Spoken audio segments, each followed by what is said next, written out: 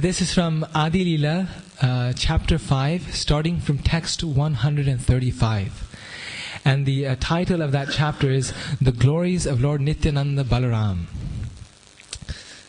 So Lord Nitai is Lord Balaram, as you all know.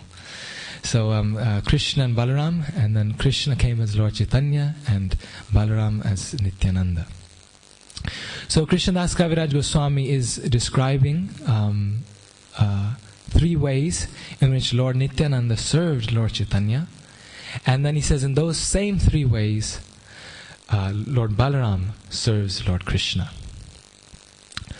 Kabu Guru, Kabu Sakha, Kabu Bhritya Leela, Purve Yena Tina Bhave Vraje Kaila Khela. Sometimes, translation, sometimes he serves Lord Chaitanya as his guru, sometimes as his friend, and sometimes as his servant. Just as Lord Balaram played with Lord Krishna in these three different moods in Vraja. So please repeat after me. Sometimes he serves Lord Chaitanya as his guru, sometimes as his friend, and sometimes as his servant. Just as Lord Balaram played with Lord Krishna in these three different moods in Vraja. So what were the three ways in which he serves the Lord? As a friend, as a servant, and as a guru, as a superior. So after saying this, unfortunately there's no purport. There's no purport to this verse. And after saying this, Krishnadas Kaviraj Goswami, in the following verses, gives some incidents of examples of these, of ways in which Lord Balaram serves Krishna in these three different ways. In the next 4 or 5 verses. So I'll just read those. Vrishahaya Krishna Sane Matha Mathirana Kabu Krishna Kare Tanra Pada Samvahana. Playing like a bull, Lord Balaram fights with Krishna head to head. And sometimes Lord Krishna massages the feet of Lord Balaram. Apana ke bhritya kari Krishna Prabhu jane Krishna ra kala apana ke mane. He considers himself a servant and knows Krishna to be his master. Thus he regards himself as a fragment of his plenary portion. Vrishaya mano nidhanto yudhate parasparam anukritya rutar jantunsh cheratu prakrito yatha. Translation: acting just like ordinary boys, they played like roaring bulls as they fought each other, and they imitated the calls of various animals. Purport: this and the following quotation are from the Srimad Bhagavatam 10.11.40 and 10.15.14. So he quotes some verses from the Bhagavatam to give examples of these. So this one was an example as a friend, right? And then fighting as bulls fight together. And then we read how Krishna massages Balaram's feet sometimes, right? So that's as a superior, right? Lord Balaram obviously in that role is his elder brother. He's his superior. So of course we can mention that if Lord Krishna is massaging the feet of Lord Balaram, Lord Balaram is so wonderful, right? Krishna is serving him. Krishna is massaging his feet. Then how important Balaram Purnima is for us. How important it is for us. What to speak of us. We have to do everything we can to please Lord Balaram. Next verse. Kvachit krida parishantam gopotsango pabarhanam swayam vrishama yatyaryam pada samvahanadibi. Sometimes when Lord Krishna's elder brother, Lord Balaram, felt tired after playing and lay his head on the lap of a cowherd boy, Lord Krishna himself served him by massaging his feet. Keyam va kuta ayata daiviva naryata suri prayo mayatsu me bhartur nanyame pi vimohini. So I'm just going through and reading all these, and then we'll discuss these individually and more deeply. Translation: Who is this? This is Lord Balaram speaking. Who is this mystic power, and where has she come from? Is she a demigod or a demoness? She must be the illusory energy of my master, Lord Krishna. For who else can bewilder me? So this is again as a servant, Lord Balaram feeling himself a servant of Krishna. And then one last one. Yasyangri pankajo rajo khila lok Yasyangri pankajo rajo khila loka palair Molyuttamair dhritam upasita tirtham tirtham Brahma bhavoham api yasya kala kalaya Shrishchodvahema chiramasya nirpasanam kva. What is the value of a throne to Lord Krishna, the master of the various planetary systems? The masters of the various planetary systems accept the dust of his lotus feet on their crowned heads. That dust makes the holy places sacred. And even Lord Balaram, Lord Shiva, Lakshmi and myself, who are all portions of his plenary portion, eternally carry the dust on our heads. So this again is Lord Balaram in the mood of a servant. So Krishnadas Kaviraj Goswami has given these wonderful examples of Lord Balaram as a servant, as a friend, and as a master. Now factually, Lord Balaram actually serves Krishna in all 5 rasas. Right? He's the perfect servitor of the Lord. One of Lord Balaram's names is Sevaka Bhagavan. That he's God, he's Bhagavan, and he's a servant God. He's a servant Lord, servant Bhagavan, Sevaka Bhagavan. So here we've had descriptions of Lord Balaram in 3 different ways: as a servant, friend, and as superior. But he serves in all 5 ways. He also serves in the mood of neutrality in Shantaras. Right? How is that? How does he serve in that way? As Krishna's paraphernalia, as a spiritual world. Lord Balaram is the spiritual world, right? The whole spiritual world is his manifestation. As Krishna's throne, as his paraphernalia. In all these ways, Lord Balaram serves Krishna. So as Shantras, in that way he serves him. And then also in Madhurya Ras, Lord Balaram serves Krishna. He expands himself as Ananga Manjari. And in that form, he assists Srimati Radharani in serving Krishna in Madhurya Ras. So he's the perfect servitor. And ontologically speaking, the difference between Krishna and Balaram.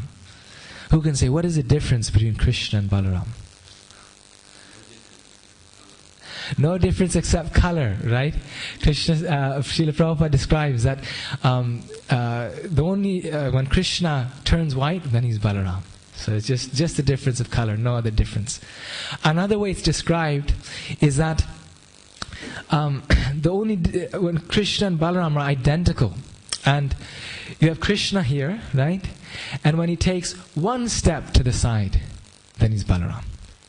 That's the difference between Krishna and Balaram. But when he takes that one step to the side, he changes color, obviously, right? He becomes white. But that one taking step from the side, then he takes the role as servant, right? After this, in the next verse, Krishnadas Kaviraj describes, he makes a specific point. He says, Ekala Ishwar Krishna ar Sabamritya. The only Lord, the only Master, the only Ishwar is Krishna. He's the only Lord of the spiritual world. He's the only Lord of all the planetary systems, of all the worlds. And everyone else, including Lord Balaram, is his servant. So in all these different ways, even as a superior, Lord Balaram is serving him. Everyone in the spiritual world, no matter what rasa they're in conjugal love as the gopis, they're as friends, they're as his parents. The ultimate rasa, or you could say the basic rasa of all of them, is that they're servant. They're all serving Krishna in those ways. The idea is not that they're enjoying in those ways, that as Krishna's father, Krishna's serving and they're enjoying. But they're serving, they're the servant, and Krishna's the only enjoyer. Everyone else is enjoyed. So this is Lord Balaram's in every role, his primary role as a servant, right? That's his most wonderful characteristic. And so the first rasa that we can talk about, the first way in which he serves the Lord, we can talk about is as a servant, right? Sevaka Bhagavan. And Lord Balaram is his, you could say, one of his most expressive roles as a servant was as Lakshman, right? When he came as a younger brother of Lord Rama, he was showing the ideal, you could say, servant. As a younger brother, he was always in that incarnation. He was always following Lord Balaram. And when they went to the forest, then when Lord Ram was banished to the forest, then Lakshman could have stayed back, right? Sita had to follow Lord Ram, but Lord Lakshman didn't, right? Sita was the wife of Lord Ram. They're wedded together, and at wedding they take the vows, will never part in happiness or hardship, right? But brothers don't take vows, right? They don't take vows that they cannot part. But so it was natural for Sita to follow Lord Ram, but Lakshman didn't have to. But he was such a servant, he wanted to serve Lord Ramachandra, that he was adamant that he followed him. And he went to the forest with Lord Ram. And there, he did everything. He went to the forest, cut the wood. When they were in Chitrakoot, he made the hut. He brought all the foodstuffs for cooking. He was always guarding the tent, always doing cleaning, whatever was necessary. And then at night, he was guarding, right? At night, he wouldn't sleep. Sita and Ramachandra, they would sleep, but Lakshman wouldn't sleep. So for 14 years, it said, Lakshman did not sleep, because he would stay awake all night. So that was Lakshman's pleasure. That was his joy as a servant. I mean, he's unlimitedly enthusiastic to serve Lord Ram. So all of this was not a hardship for him, actually. It was a great joy. But then, once the Sita was kidnapped, and then she was found again, and the battle of the Ramayan was fought, then Lord Ramachandra asked Lakshman to build a fire, and through that fire, build a fire for Sita Devi, Mother Sita, to pass through.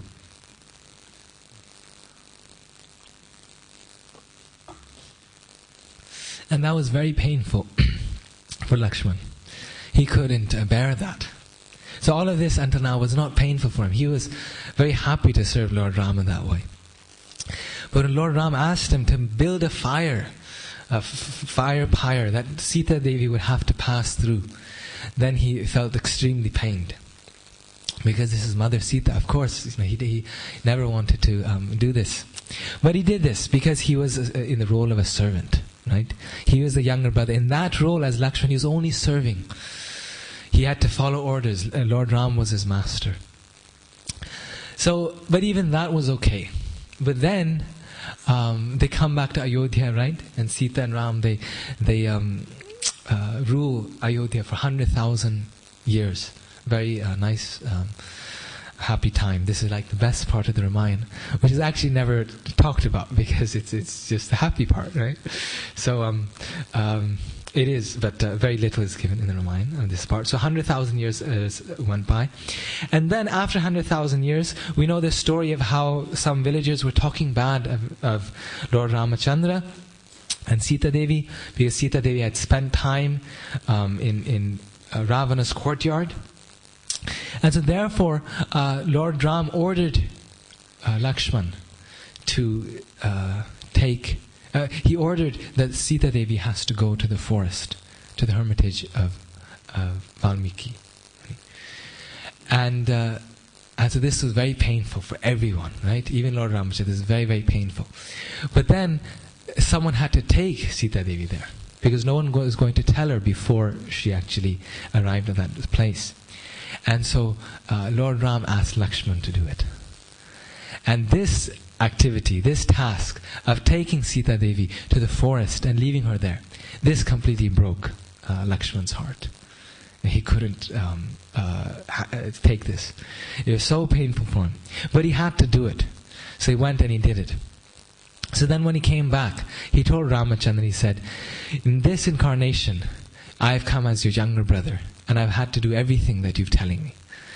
But in the next incarnation, I'm not going to tolerate this. That's why I'm going to come as your older brother, and I'm going to tell you what to do. So that way I can, actually in that way I can properly serve you and take care of you, because I'll be in a position of making sure this situation doesn't happen.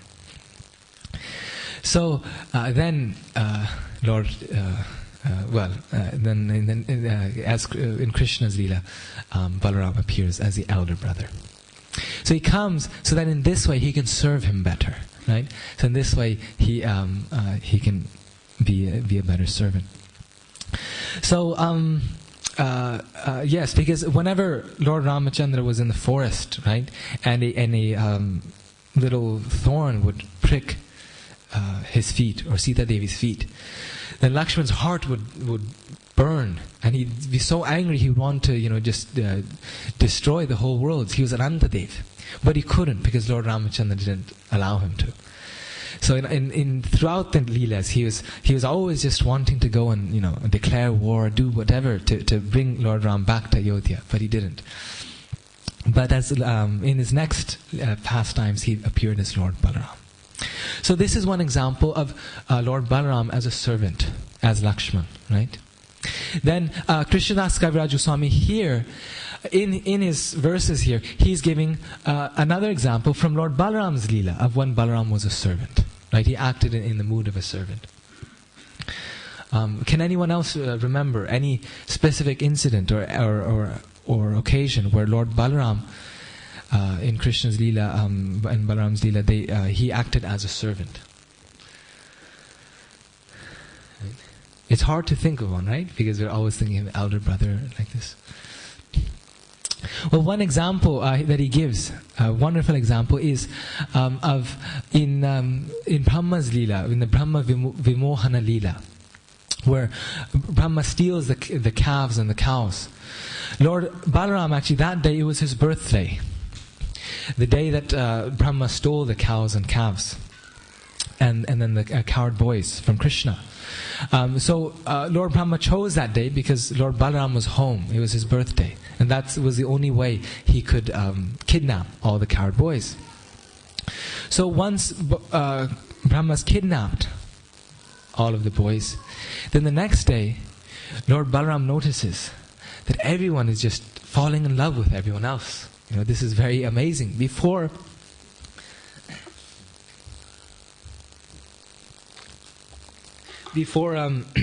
all the mothers in Vrindavan, they used to love Krishna more than their own children.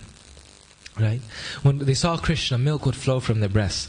The cows would love Krishna more than their calves.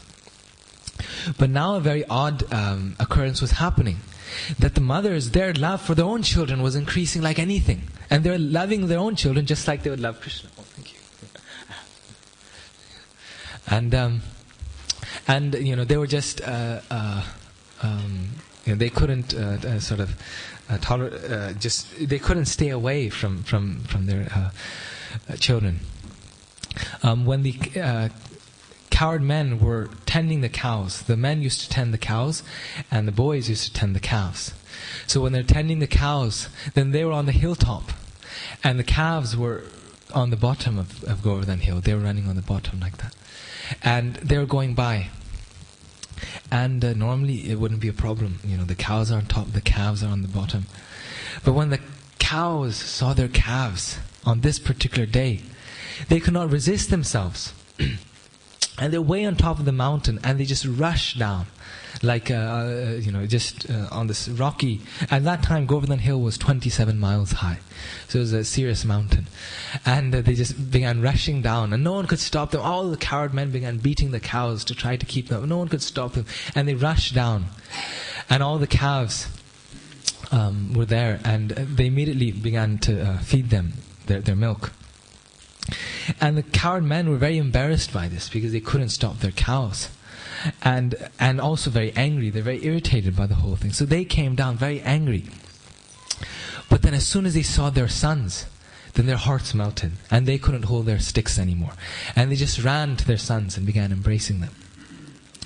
So Lord Balaram was thinking, this is a very odd occurrence. And for some reason, I can't understand what's going on. That normally, He's the Supreme Lord, Anantadev. He can understand everything that's going on. But in this case, he was completely bewildered by the situation. And then he says this verse. Right? Then he says this verse that we read. Who is this mystic power? Where has she come from? Is she a demigod or a demoness? She must be the illusory energy of my master, Lord Krishna. For who else can bewilder me? Right? So he says, right, Prayo Mayatsu me Bharatur.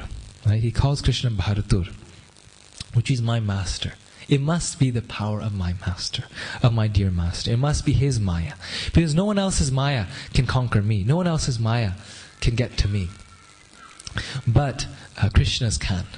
So therefore, he realizes that, all of these must be Krishna. Because no one else, it can be no one else like this. So that's one incident that he gives. Another incident, a very nice incident that he after this that he gives, is when Lord Balaram went to rescue Sambha. There's a story of Sambha. And this is a very involved story as well. But the idea is, maybe if we have time we'll get to it later, but the idea is that the Kauravas and they were rebuking Krishna, and they were calling him a cowherd, and how Krishna had attained his kingdom only by their mercy. Krishna, the Yadus were kings only by the mercy of the Kauravas. So after hearing this, then he begins to praise Lord Krishna like this, that what is a throne to Lord Krishna? Lord Krishna is the master of the three worlds. All those who sit on great thrones, they hope for the dust of his lotus feet. And with his anger, he became so angry at the Kauravas, he pulled the river Yamuna. He pulled Hastinapur in the river Yamuna, and in this way tried to flood it.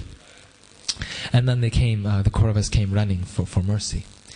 So this was another example of Lord Balaram acting in that way as a servant, feeling that he's a servant of the Lord. He's his order carrier. He has to, stand up for Krishna. Right? Then he says this. Yeah. So then it's that place. Then he rebukes the Kauravas in return, and then throws them into the Yamuna. So these are some wonderful examples as Balaram as servant. Can anyone else think of any other incidents, examples?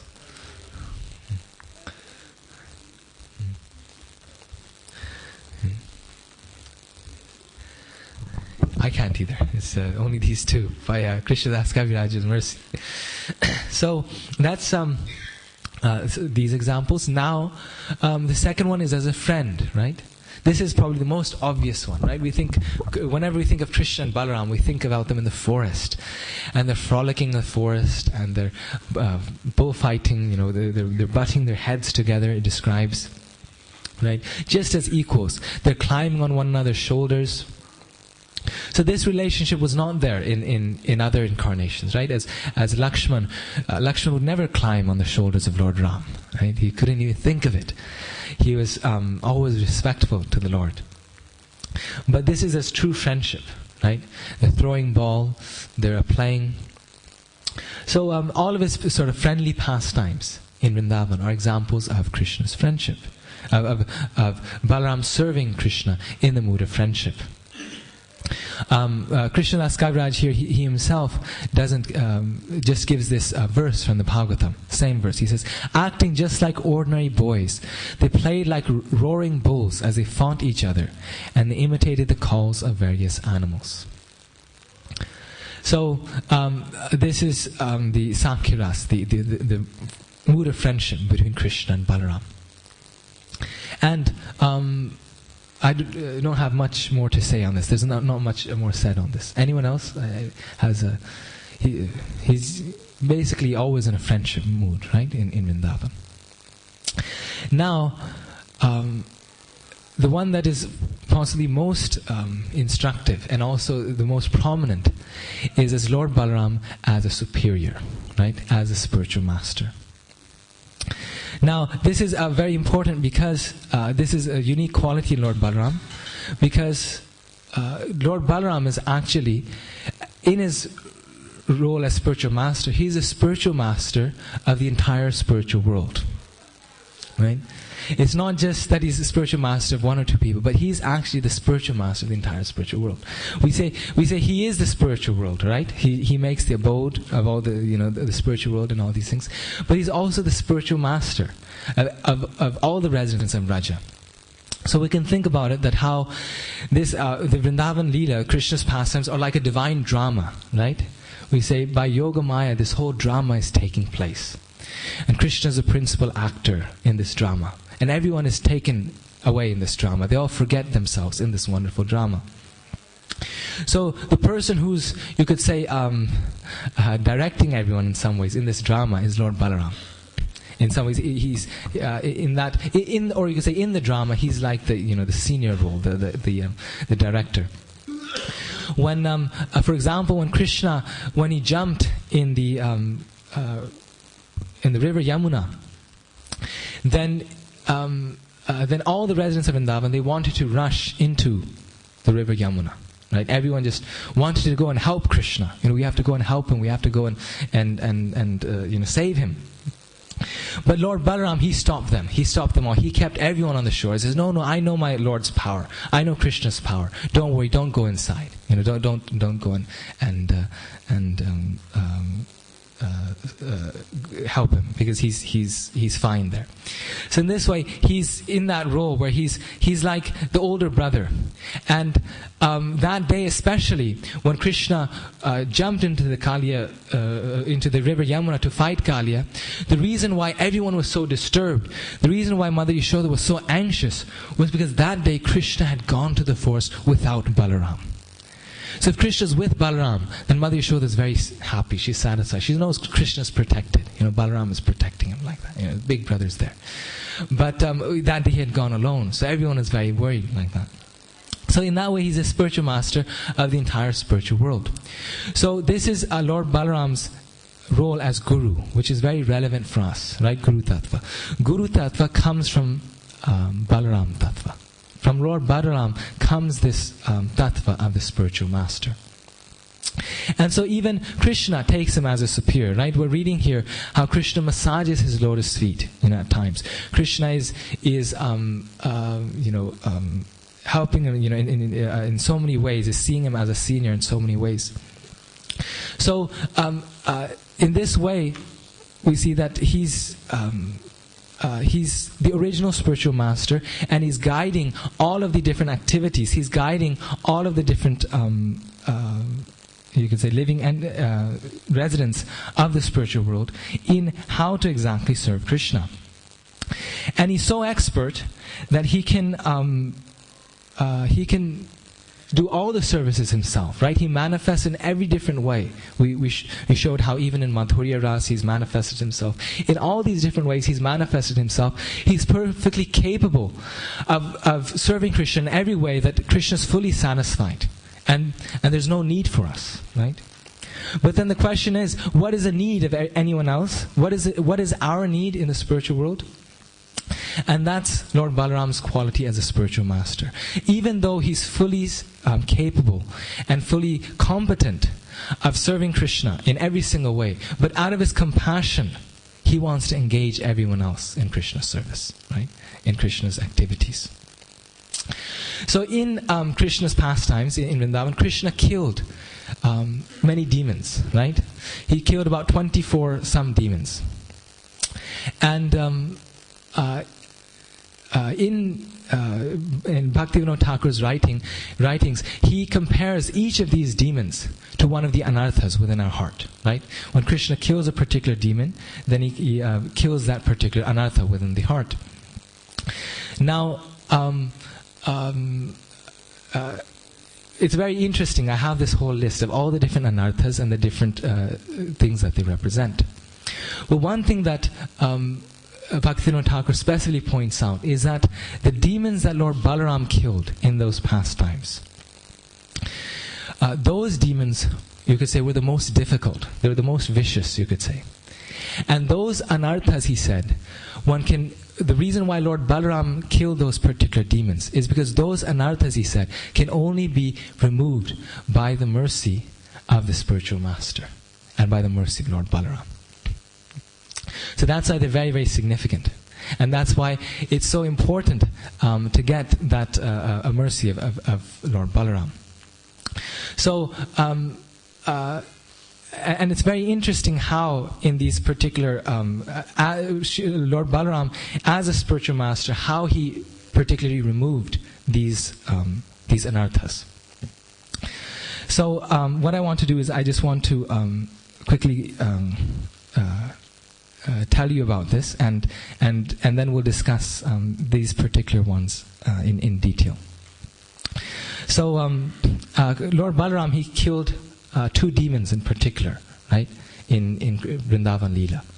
One was Pralamba Sura and the other was Dhenuka Sura, right, Dhenuka Sura. So both of them, they represent very key qualities. And how the pastime goes describes how we get rid of these anarthas. So in the case of Pralamba Sura, when Krishna and Balaram were in Vrindavan, then Pralamba Sura was trying to kill Krishna, right? He came there, and then he came in a particular form. What was the form that he came in? No. Huh? As a cowherd boy, right? Pralamba Sura came to that spot, and he came as a cowherd boy. And he came to where all the boys were playing, and before coming, he had done his research. Right? He was like you could say modern day terrorist. He had done all his research, and he had found out that day one particular boy was missing. Generally, a boy was always missing in Krishna's pastimes because it was their birthday on that day, so they would stay home if it was their birthday.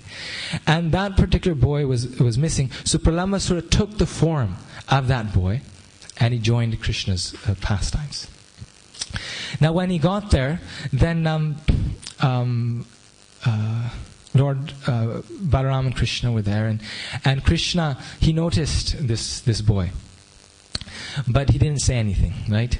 And they joined the party. And as we know, on that day they decided to do a wrestling match, like a fighting game, and divide the cowherd boys into 2 parts. And the part that the group that would win would the group that would lose would carry on the shoulders the group that would win. So they divided the cowherd boys in 2 parts, and then they chose their leaders. On each side there was going to be a particular leader. And naturally, one side chose Krishna as their leader, and the other side chose Balarama as their leader. Now Pralamba Sura, he had heard quite a lot about Krishna, so he was afraid about Krishna. He was a little afraid of him. He thought, this boy is a bit powerful. He's killed so many of my friends, so many of my relatives, and I should try out the other boys first before I try Krishna. So he went on Krishna's side, because this way, if he was on the same team as Krishna, he wouldn't have to hold Krishna on his shoulders, or wouldn't be on Krishna's shoulders. So he was on the one side, and with the Krishna and the other cowherd boys, and Balaram and the other cowards were on the other side. So of course, Lord Balaram's team won, right? They had the big wrestling match, and Lord Balaram's team won. And so the boys on Krishna's side had to take Balaram and the other boys on the other side, on their shoulders. So Pralamba Sura, as a cowherd boy, in the form of that cowherd boy, he took Lord Balaram on his shoulders. And he thought, this is good. This is Krishna's brother. So if I can kill Lord Balaram, it will break Krishna's heart. And so he put Lord Balaram on his shoulder, and he began to run away with Lord Balaram. Now, Lord Balaram, acting as this spiritual master, you could say as a servant of the Lord, Vishwanath Chakravarti Thakur, he describes it how he forgets sometimes his godly powers, right? So he's riding on this cowherd boy, and this cowherd boy is taking him, to the spot where all the other cowherd boys were going with their friends on their shoulders. But then he just keeps on going, and he keeps on going. And he's thinking, where is this cowherd boy taking me? Who is this boy? And then Lord Balaram sort of forgets, that he's the Supreme Lord. So Krishna reminds him of his godly powers, said Krishna has to, remind him. They're all like in a drama. Just like in a drama, right? We forget ourselves. So it's not a type of illusion, like a dream or something. No, it's a voluntary drama. They all are in this wonderful, playful spirit. So Krishna and Balarama, Krishna himself often forgets himself in this wonderful. It's described in the Bhagavatam. The analogy that they give, when Krishna forgets himself in the Yoga Maya, he's like an actor who forgets himself in a wonderful play. So Lord Balaram is forgotten, and Pralamasura is taking him far, far away. So then he realizes, Krishna reminds him, and Balaram becomes very heavy, right? And he becomes as heavy as Mount Meru. And Mount Meru is very heavy, as you know, it's a very great weight. But Pralamasura can still carry him. So he's not an ordinary demon either.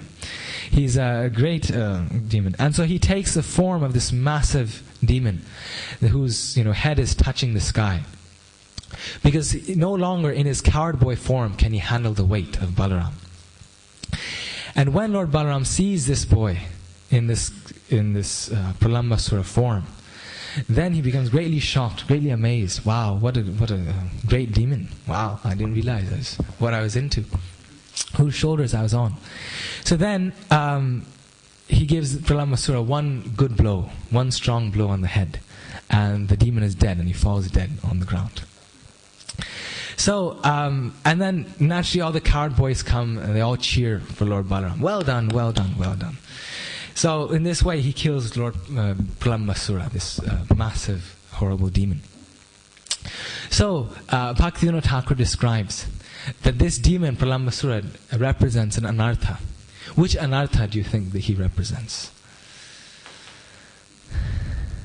Pralambasura. Huh? Pride, that's actually another demon that Balaram killed. Lust, yes. One of the qualities he represents is lust, right? And then one more anartha. Deceitfulness, that's a good one, you think, because he came with that. He says the desire for fame and prestige, for honor and prestige. So that desire. These two qualities Pralambasura represents. And it's very significant why. It's how this demon appeared. The first quality, we can think about lust, right? So how did Pralambasura come in Krishna's pastimes? As a friend, right? As a very sweet cowherd boy. As a very friendly creature, as Krishna's friend. So in the same way, lust comes like that to the living entity, right?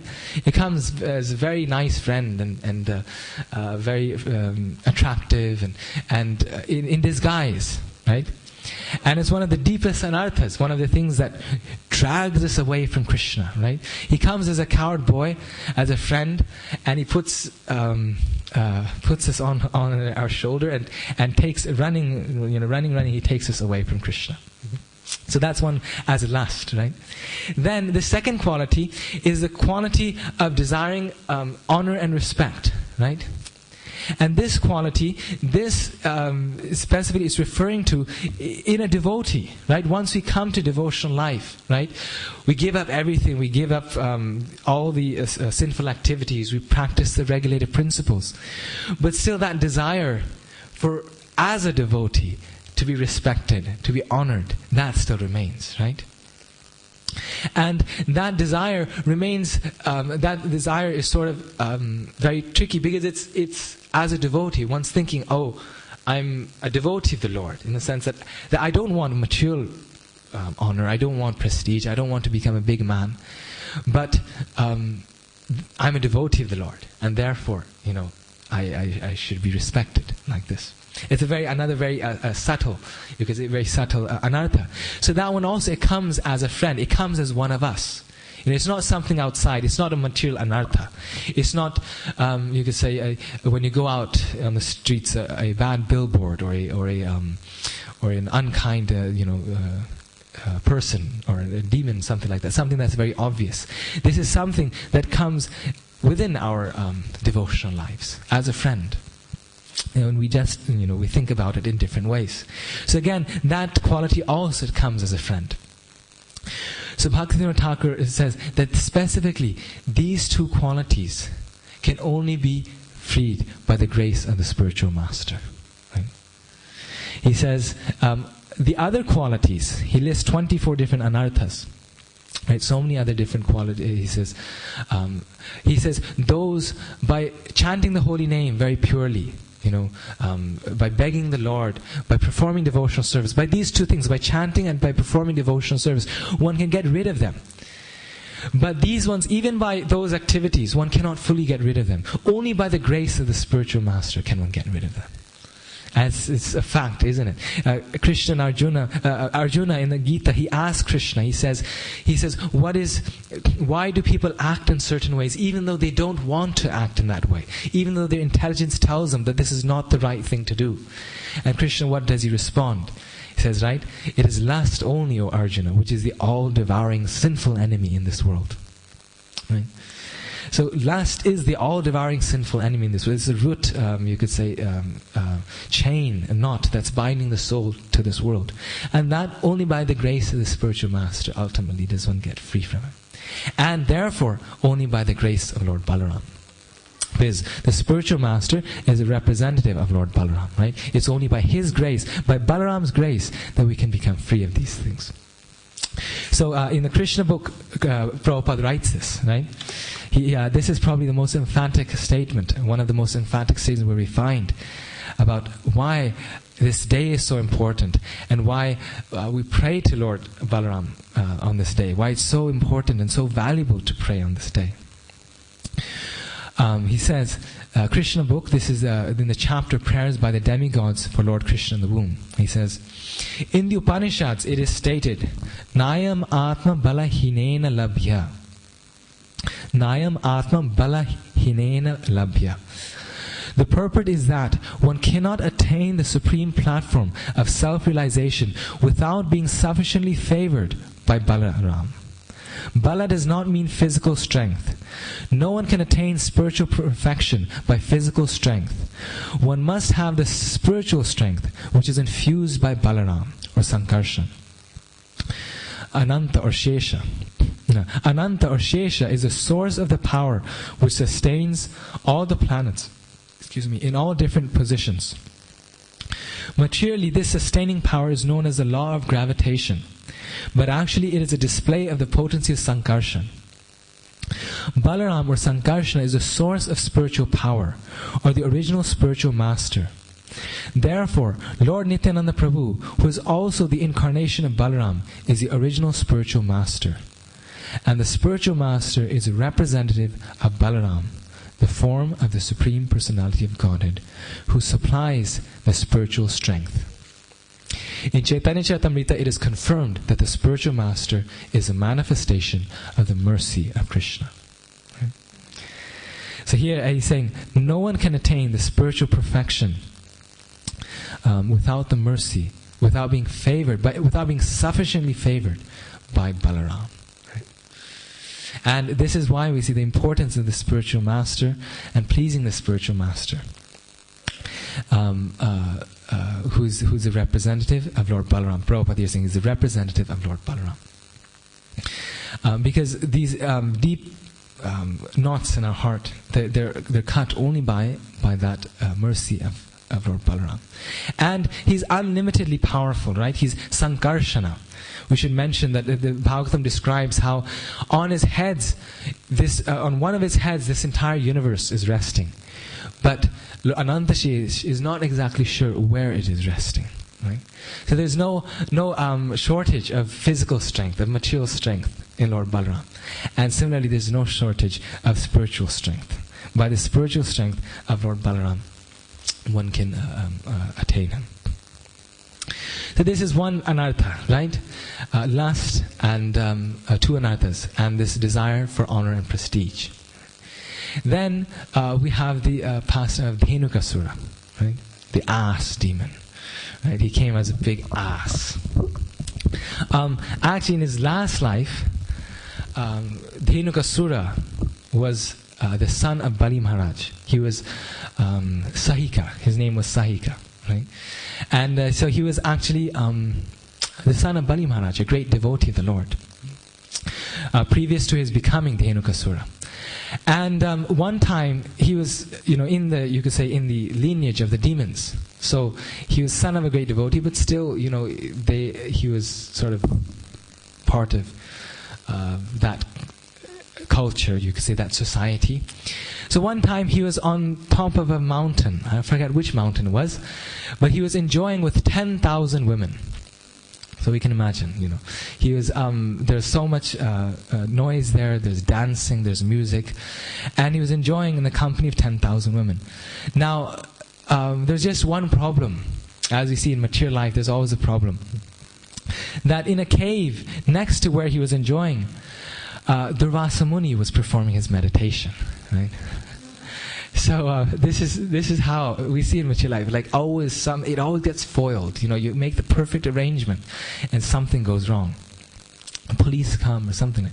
So this is the heavenly police. Durvasa Muni. He's sort of there, and he was trying to perform his meditation, in deep meditation, and but the sound of the dances and the music, and of all these things, it was disturbing his meditation. It disturbed his meditation. So he came out of this cave and extremely angry, and his eyes are burning. And he comes out and he looks at Sahika, and he said, "You are just like an ass. So therefore, you become an ass." He says, "Therefore, in your next life, you will become an ass for hundreds of thousands of years."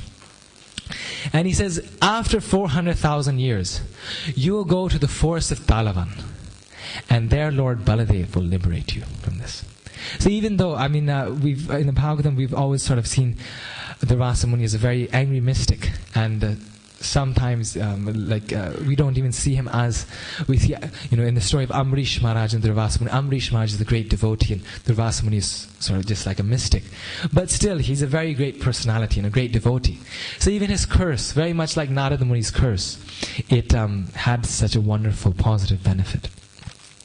So he takes Sahika in his next birth. He takes birth as Dhenukasura, and he lives in the Talavan forest. So now it's described that in Krishna's Leela, we read in the Krishna book about 25 demons, about those demons. But this isn't the complete Krishna book, you could say. This isn't the complete, you could say, the full Bhagavatam. In the heavenly planets, they have Bhagavatams with verses like, I think, 200,000 verses or something. So there's many other demons also that came, and it describes that every day there's a demon that came and attacked Krishna and Balarama in their play. Right? Every day. This is how the cowherd boys and Krishna had their lunch. Right? Because you might remember as young kids, when you're playing and you're so immersed in playing, then you completely forget about food, right? It's like when someone calls for lunch or dinner, then it's like you sort of come in a different reality, right? Suddenly reality changes, like, oh no. So they're having the best play possible, right? The eternal play. They're playing with coconuts and mangoes and throwing them around like balls, and playing in the river Yamuna. So there's just no way to stop this blissful play. It's just like too fun. You can't stop it. So the way that they would have their lunch was that about noontime, a demon would come, right? And Krishna and Balaram would have to kill this demon. And once they kill the demon, they'd sort of, wake up from their play. I mean, the whole demon would sort of just like disturb the whole playing. And then they'd remember, we have lunch bag.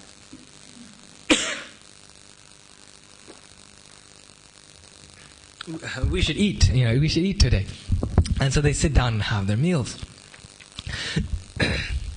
So this was like a normal occurrence, and every day they saw Krishna and Balaram doing these amazing feats and killing these demons. So by this time they're very confident of their friends' powers. They're like, these guys are really, good. And no one can beat them. Krishna and Balaram, they're just like the best. And they're so confident of the Lord. They have complete faith in the protection of the Lord. So one day, they actually, somehow or the other, maybe by the arrangement of Yoga Maya, they started feeling hungry, right? So they go to Lord Balaram and they say, Lord Balaram, are you feeling hungry? So Lord Balaram wasn't feeling hungry, but he realized that the reason why they're asking him was because they were feeling hungry. So sometimes mothers do that, right? They ask their children if they're hungry or not when they're feeling hungry. This is fact. So my mother used to do that. So they went to Balarama and they asked him. Balaram, so he wants to feed his friends, and so his friends say that nearby here there's a very beautiful forest, full with fruits and big, all sorts of best fruits there. And it's called the Talavan forest. And the aroma from these fruits is so sweet that it comes all this way. But no one can actually eat them because there's this demon, the Dhenukasura, who lives there. And anyone who goes there, you never see him again, because this demon kills anyone who comes in his forest. So Balaram, you're very strong. Krishna and Balaram, you're very strong. Can you go and just get rid of this demon so we can have the fruits?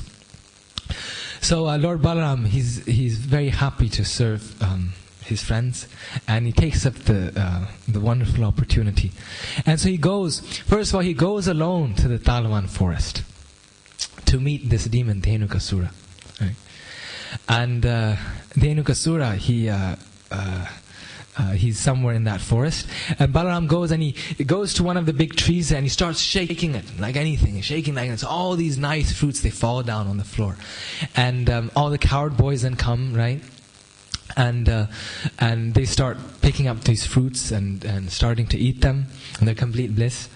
But when this shaking happens, then the whole earth shakes, right? Because Lord Balaram is shaking this tree. It's no ordinary person shaking it. And this whole tree is shaking, and the other trees are shaking, and the earth is shaking. So Dhenukasura, he's sound asleep at this time. What do donkeys do? They sleep. So he's sound asleep. And as you know, many people, they're very disturbed if you wake them up in the middle of their sleep, right? Afternoon time, it's the afternoon nap is so important, and someone comes and disturbs you in the middle of the sleep. Now this was an ass. This was Dhenukasura. So he was greatly disturbed, greatly angered by the fact that he was awoken by Balaram. And he comes galloping in, extremely angry at Balaram, and he charges right at him, right? And wants to kill Balaram, obviously. So Lord Balaram he first comes and hits Balaram on with his hind legs. He hits Balaram on the chest, and Lord Balaram just stands there unmoved. Then he hits him again, and Lord Balaram takes his hind legs and he throws him onto one of the trees, right? So there's many different ways this story is described. So in the Krishna book, it says once he throws him, the demon's out. He's dead. He's gone. But in other texts, the acharyas describe, no, so he falls down again, and he's still alive. And he has a crack on his head like this. And he's very angry with Lord Balaram. But Lord Balaram is a very tough person, you can realize. He's actually taken aback, because he sees this little boy, so gentle looking, so beautiful, right? Whitish, right? Some of us have visited Krishna Balaram temple in Vrindavan, and he's so, his face is like butter, right? So soft. And so he's a bit confused. When he's whirling up in the air, he's a bit confused.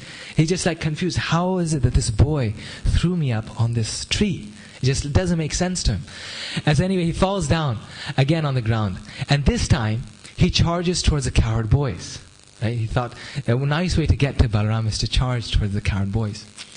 And so he goes to the coward boys, and the coward boys are sort of used to this, right? Every day there's a demon coming. And so they're also not so afraid anymore.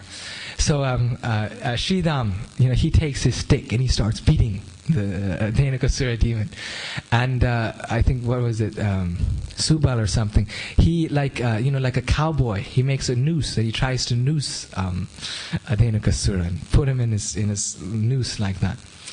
And someone else kicks him like this. So he gets kicked and beaten from all sides. And the coward boys also, they're very strong, right? This demon, he said, of course, like the other demons, he was humongous, like a mountain. So they're also very powerful. Otherwise, the demon would have hurt them. But anyway, he gets kicked like this. Then he charges towards Krishna. And Krishna takes him. And he takes him by the hind legs and he just throws him. Right? He throws him somewhere far away and he falls to the ground. Then it's too much for the Dhenukasura. So he thinks, I have to think of some weapon. And this, just hitting these coward boys and Krishna and Balaram with my legs and things isn't working. So then he digs a hole in the ground and he digs out Govardhan Hill. This guy, the whole hill. You can imagine how powerful he is. Yes, so according to this account, this comes from the Garga Samhita, this account. Krishna actually lifts Govardhan Hill a few times. So Dhenukasura, he digs a hole in the ground, and at that time, Govardhan Hill was 27 miles high. And he takes Govardhan Hill and he throws it at Krishna, right? And then Krishna, unmoved, he takes the hill and he throws it back on Dhenukasura.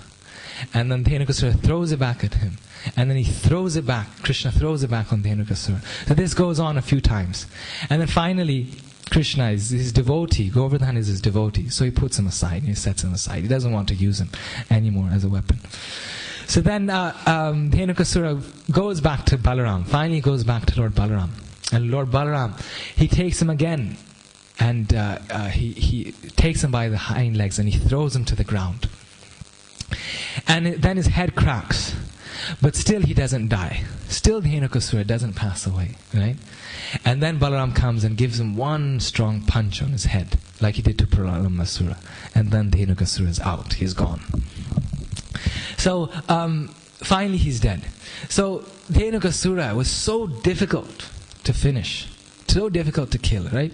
With Pralamasura, Balaram just gave one punch on his head and he was gone. But Dhenukasura took so long.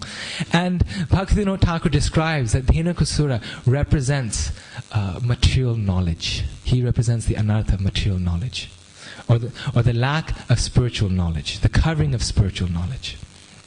Right?